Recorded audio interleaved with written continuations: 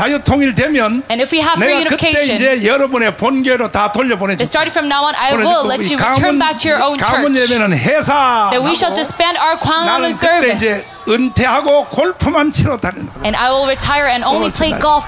그러나 But 그날이 오기 전까지는 till that day comes, 이게 그냥 둘 수가 없어. 한국 교회를 I cannot let the Korean 둘 churches 수가 continue. 없다고. I cannot let them continue. 그러니까 오죽하면요, And 내 that is 친구 why 손원배 목사님이 even 이번에 Pastor 두 번째 책이 나왔어. he 이거요 published a second book 1천만 기독교인들은 다 사야 돼. that all 10 million Christians 제목이 must 뭐냐? purchase this. 그것은 드디어 title being- 봐.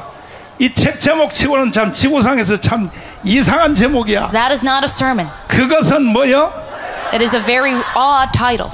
손원배가 설교를 32년 해봤거든, 미국에서. The pastor saw him teach for 한인교회 중에 32 3대 교회 years. 중에 하나를 만들었거든. He made one of the 3 mega churches, 자기도 설교해봤고 and he gave 성도들 가르쳐봤는데, sermons himself and taught his saints. 그래서 한국 와서 보니까 그것은 설교가 아니다. But coming to Korea, he 특별히 realized, 한국교회 대형교회 목사들 That is not 손원배 sermon. 말을 잘 들어. especially the mega 니들이 churches pastors in 손원배만큼 Korea, 공부했어? you must listen to Pastor 했냐고. Son. Did you study 안 as much as he 했잖아. did? You never did. 니들이 웨스트민스터 나왔어? 안 Did you 나왔지? graduate Westminster? 나온 사람 중에서도 뒷구멍으로 들어갔지. 뒷구멍으로. You maybe had 칼빈 안 나왔지? paid money to do it. 그러니까 인간이 말이야. And that is why you as a human, 인간이 자수할 거는 you 자수해야지. must confess what is 그것은 worth, 설교가 아니다. 왜 이 책을 썼느냐? what you must confess. 한국 교회 망한다 이거야. 망한다 이거요. Why did Pastor Son 누구 make this 때문에? big? 목사들 Because 때문에 망한다 이거요. he was worried that the Korean churches will fail. 전 성도들 이 책 한 권씩 다 사라고. Because of the pastors, and that is 알았죠? why all the 다 saints 살 must purchase 사람은 this 두 손 book. 들고 아멘. Say, men, if you are going to 다 사서 purchase 이 this book, 가보로 that you must all 집에다가 purchase this. 보존시켜. And you must keep 이것은 this 설교, inside your house as a 그것은 treasure. 설교가 아니다 이거요.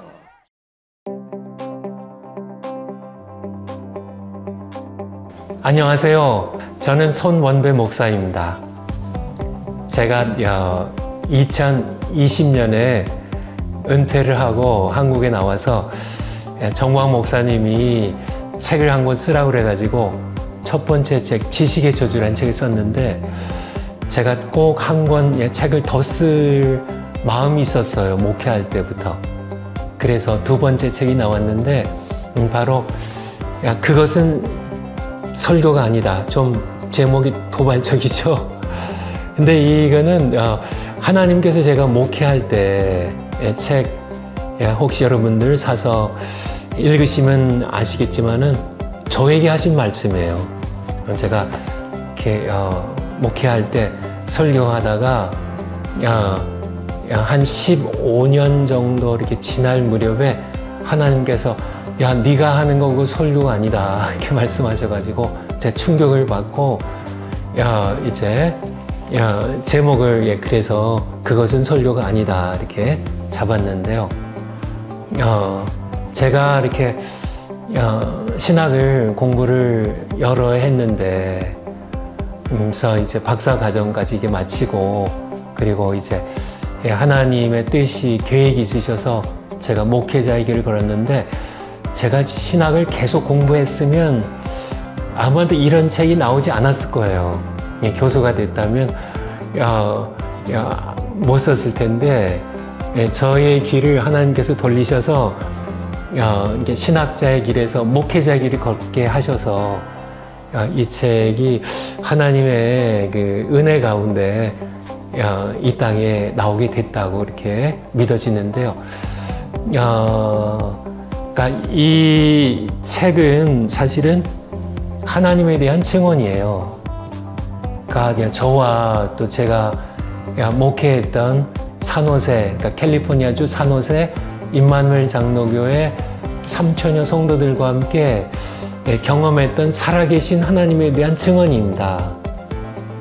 사실 저의 목회 간증이라고 쉽게 얘기할 수 있지만은 사실은 하나님께서 살아계시고 말씀하시는 하나님을 제가 28년 동안 한 교회에서 목회하면서 성도들과 함께 경험했던 그분이 가르치시고 책망하시고 또 저를 고치시고 또 성도들을 이끌어가게 하신 그래서 여러분들 이 책을 많은 분들이 좀 제가 이렇게 책을 이렇게 쓰는 그 첫날부터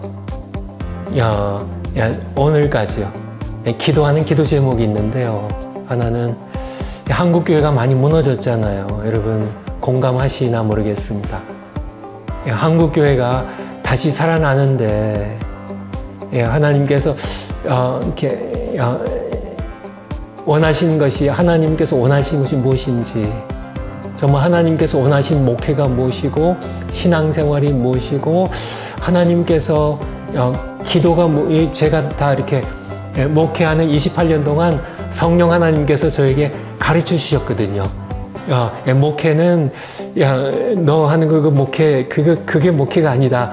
가르쳐 주신 내용들을 이렇게 증언으로 담은 것들이거든요. 그래서 많은 목사님들 또 우리 모든 성도님들이 읽으시고 다시 한번 이게 성경으로 돌아가고 말씀하시는 살아계신 하나님의 음성을 들으면서 한국 교회에 성령이 일으키신 큰 회개 운동이 일어나기를 바라는 마음으로 이 책을 쓰기 시작했고 또 출판을 하게 되었습니다.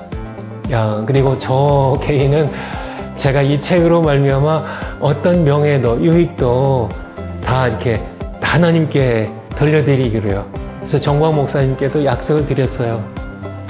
첫 책도 마찬가지지만은 이 책도 예수 한국 복음 통일을 위해 전부 이렇게 헌물로 이렇게 드리기로요.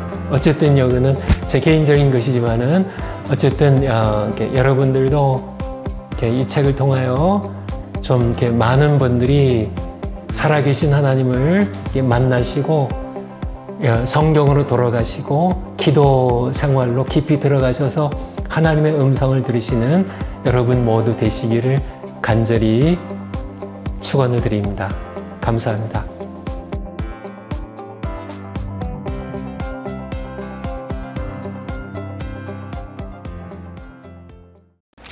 안녕하세요. 안지영입니다. 오늘 따끈따끈한 신작이 나와서 이렇게 인사드리게 되었는데요. 손원배 목사님의 신작 그것은 설교가 아니다로 오늘 소개해드리려고 합니다. 광화문몰에서 손원배 목사님 책을 두 번째로 소개해드리는 것 같은데요. 첫 번째 책인 지식의 저주도 제목이 뭔가 강렬했는데 이 책도 제목이 강렬합니다.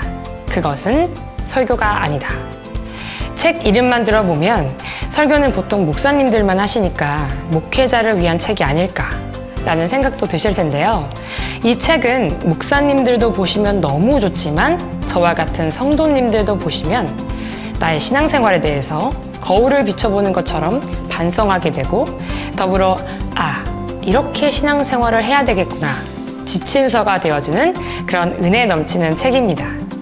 평소에 정광훈 목사님께서 설교하실 때 손원배 목사님의 교회에 대해서 말씀하신 적이 있어요.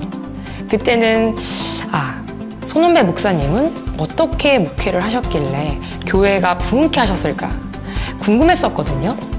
보통은 부흥해하는 목사님들은 강력하시잖아요.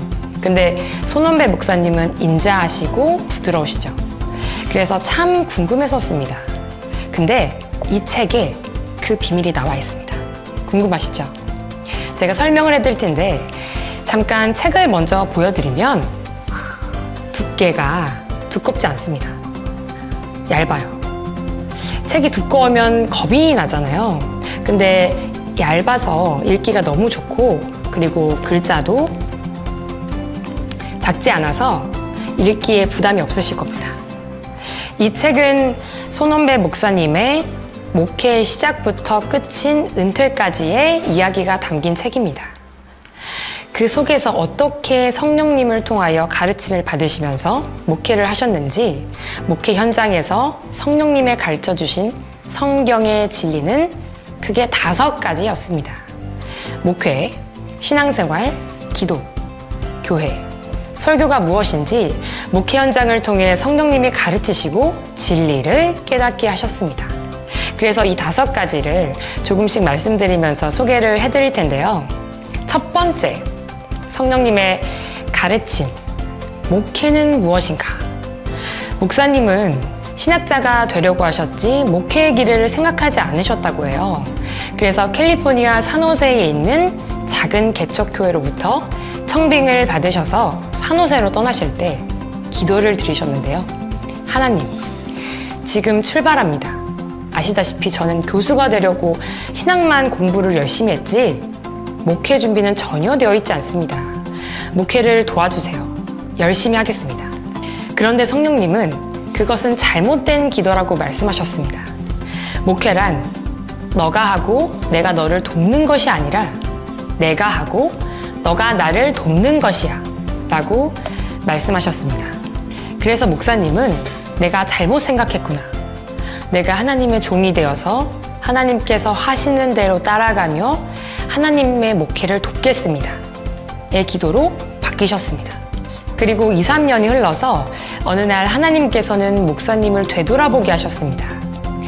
어려울 때만 잠시 멈춰서서 하나님께 도움을 청할 뿐 해결이 되면 다시 내가 주인으로 돌아가서 내 뜻대로 목회를 하는 목사님의 모습을 말이죠. 처음에는 간단하고 쉬워 보였는데 쉽지 않으셨던 거죠. 진정한 목회는 주인이 되려고 하는 나를 십자가에 못 박고 목회의 주도권을 하나님께 넘겨드리는 나 자신과 치열한 싸움이 시작된 것이죠. 그 후 실패는 계속되었다고 합니다. 그러나 그 과정 속에서 조금씩 다듬어 가셨습니다. 한두 해 흐르면서 어느 순간 내 목회는 내려놓고 하나님의 목회를 따라가는 목사님이 되어 있으셨습니다. 내 목회에서 하나님의 목회로 기우는 순간 놀라운 일이 일어났습니다. 모든 걱정은 싹 사라졌어요. 내 목회가 아니고 교회도 내 교회가 아니고 양도 내 양이 아니었고 모두 하나님의 것이었기 때문이죠. 목사님은 이 교회의 주인이 하나님 아버지라는 것을 명확히 깨달으셨습니다. 우리도 더 이상 내 삶의 주인 노릇하지 말고 가정, 기업의 주도권을 하나님께 넘겨드리고 하나님의 도에 복종하며 하나님을 따라갑시다.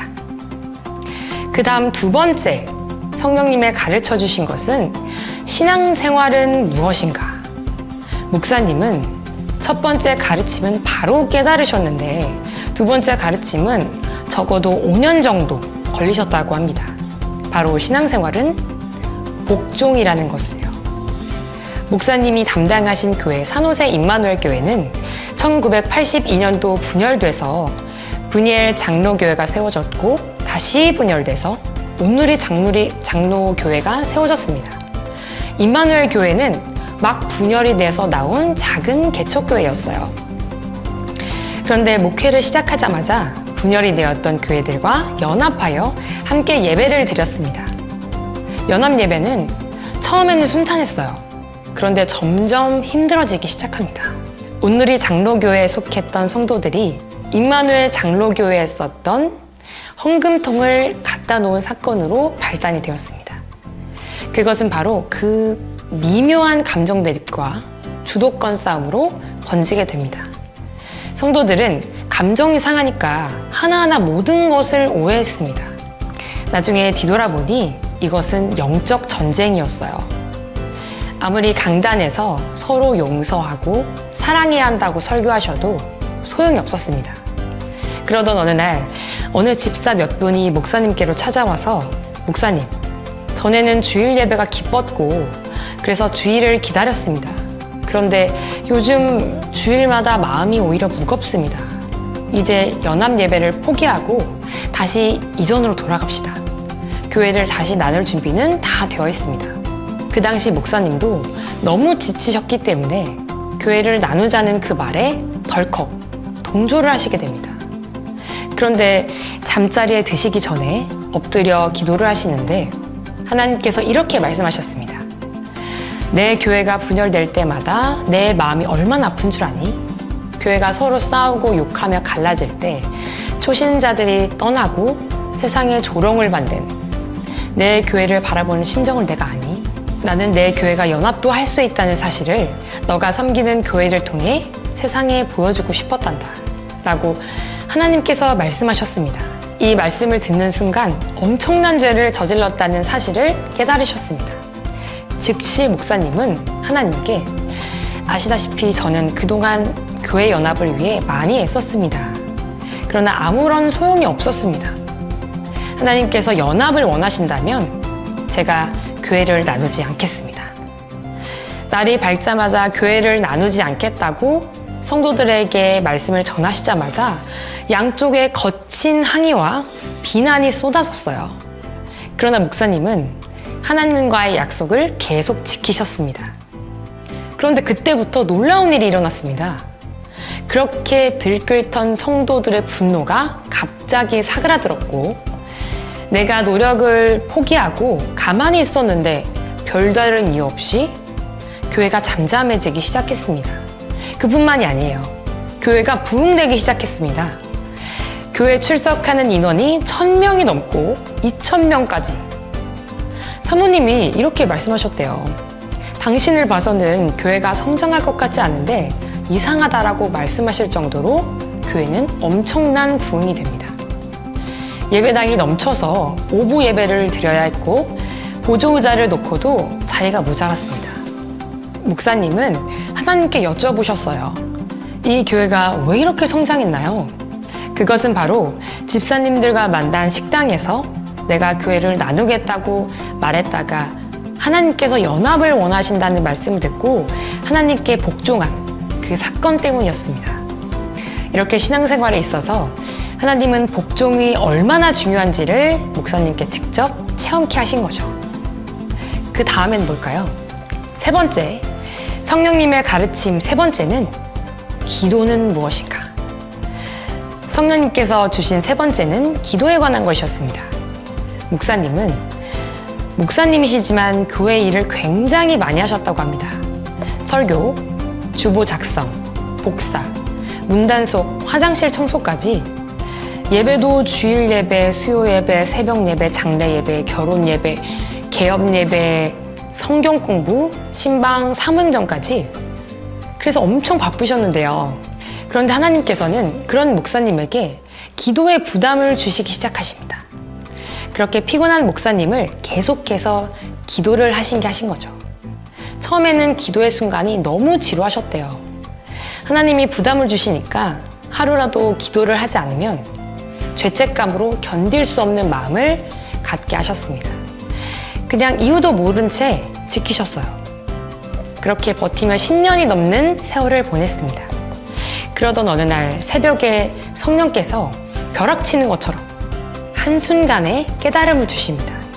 그것은 바로 기도 시간마다 하나님께서 나를 기다리신다는 깨달음이었습니다. 더욱 충격적인 것은 하나님께서 나를 귀찮아하지 않으시고 새벽마다 기도의 자리에서 나를 기다리고 계셨다는 사실 말이죠. 예수님이 가르쳐 주신 기도에 의하면 첫째, 오직 하나님의 자녀들, 하나님을 아버지라 부를 수 있는 자들에게만 허락하신 놀라운 특권이다. 둘째, 기도는 하늘과 땅을 연결하는 하나밖에 없는 통로이다. 아버지는 우리가 하나님에게 나올 수 있는 통로를 하나 열어주셨는데 그게 바로 기도입니다. 이렇게 기도는 우리에게 정말 필요한 것 같습니다. 우리도 항상 기도를 하며 하나님의 놀라운 특권을 누리면 좋겠어요. 다음 네 번째 성령님의 가르침은 교회는 무엇인가? 성령님께서 주신 네 번째는 교회에 관한 것이었습니다. 목사님은 교회란 무엇일까? 생각하시면서 그 답을 찾기 위해 여러 세미나를 다니셨고 책도 많이 보셨습니다. 그 중에 휴스턴 서울 침례교회에서 목회를 하시던 최영기 목사님이 쓴 구역 조직을 가정교회로 바꾸라라는 책이 있었습니다. 하나님께서는 그 책을 읽기도 전에 가정교회가 추구해야 할 성경적 교회의 모델이라고 말씀하셨습니다. 구역을 없애고 남녀 성교회도 모두 해체하였습니다. 그런데 그 당시 산호세에서 가장 크고 훈련이 잘 된 교회가 가정교회를 시작했다가 목사님이 시작할 무렵에 포기하는 일이 일어났습니다. 성도들은 그 교회도 포기했는데 우리 교회가 되겠습니다라고 했어요. 목사님은 가정교회가 하나님께서 기뻐하시는 성경적인 교회의 참 모습이라면 우리는 교회가 망하더라도 그 그 길을 가야 합니다. 라고 말씀하셨습니다. 그리스도의 몸인 교회는 집에서 태어났을 뿐 아니라 집에서도 계속 모였습니다. 야고보 사도가 순교한 후 베드로도 옥에 갇혀 있을 때 교회는 집에서 모였습니다. 그리고 천사가 나타나 베드로를 감옥에서 풀어주었을 때 그가 찾아간 곳도 바로 집이었습니다. 왜냐하면 교회는 집에서 모였기 때문이에요.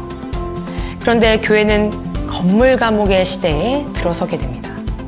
건물이 생기고 나서 집을 떠나 건물로 들어가게 되고 교회는 건물의 대형화, 예술화에 집착하고 탐욕에 사로잡혀 재상 증식, 세속화의 길로 들어가게 됩니다. 예배도 변질을 하기 시작했고요. 우리는 건물 중심의 예배에서 벗어나 언제든지 영과 진리로 예배하는 새로운 시대를 열어야 합니다. 크고 웅장한 건축물이 아니라 작은 지하실이나 초라한 집에서라도 어디든지 두세 사람의 교회의 머리이신 예수님의 이름으로 모이면 나도 그들 중에 함께 있겠다고 약속하신 것처럼 말이죠. 마지막 5번째, 성령님의 가르침은 교회란 무엇인가? 성령님께서 주신 5번째는 설교에 관한 것이었습니다. 목사님도 설교에 관한 어려움을 피해가실 수는 없었습니다. 목사님도 설교 준비를 위해 책과 예화집, 신앙서적을 닥치는 대로 구입해서 준비를 해서 설교를 하셨습니다. 그렇게 한 해에 2해 시간이 흘러갔고 이제는 설교 본문을 정하는 요령도 생기고 전달 능력도 생길 때쯤 목회를 시작하고 나서 한 15년 정도가 지날 무렵에 성령께서는 이렇게 말씀하셨습니다. 지금 내가 하고 있는 설교는 설교가 아니다.